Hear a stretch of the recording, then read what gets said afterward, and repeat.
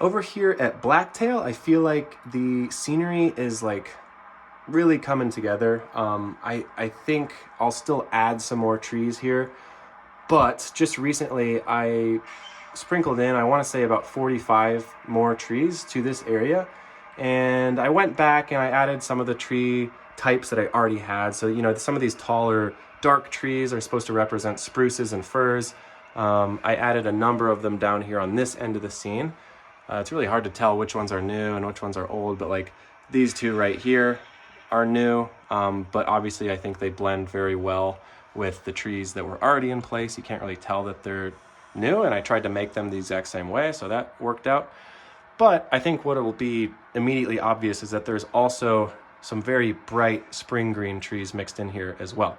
And the reason for that is that I am modeling early June in western Montana, which is a period or a time of the year that you get a lot of rainfall, and you also get some pretty cool variation in vegetation color. So, you know, I'm not a biologist, but I believe that western larch around this time of year has that very bright green appearance, and so that's what these clusterings of trees are supposed to represent. And you'll also notice that I have introduced a number of smaller trees as well. So I felt like it was just a little monotonous having all 6-inch tall and 8-inch tall trees. I really wanted to mix in quite a few really short saplings, because I think that is a, you know, an aspect of the vegetation around this area, especially where you get these steep hill slopes, that's very important to capture. So having that variety in scale as well as variety of tree species is important, and I think I've started to strike a chord there. And then there are also, you know, speaking of tree variety, I think that aspens around that time of year too, which are better known for their fall foliage. In the late spring and early summer, you also get aspens that have these really fine leaves that are just starting to bud, and they also appear to be that sort of bright green or spring green appearance.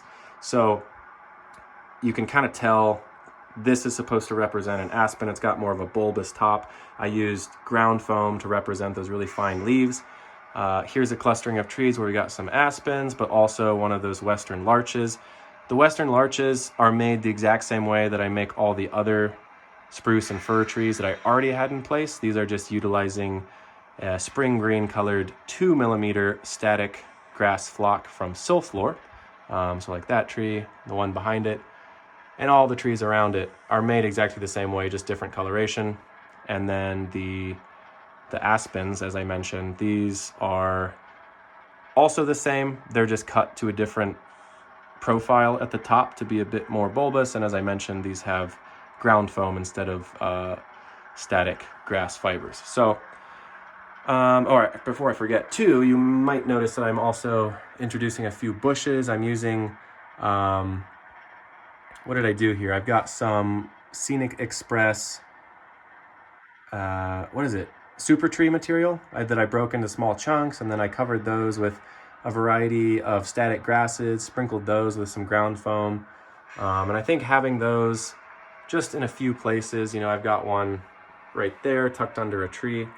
And then as I continue the scenery this way, I'm definitely going to emphasize getting a lot of vegetation on the upper edge of the burned shed here, because that's, you know, just something from photos that I've noticed. They have quite a bit of, you know, medium-sized saplings and a lot of bushes up on that upper edge. So anyway, that is the scenery update over here. Nothing too exciting, but I definitely think the character and overall look of this scene has matured quite well. Well, that is all I have for this video. So as always, thank you so much for watching. Stay tuned, and I will see you next time.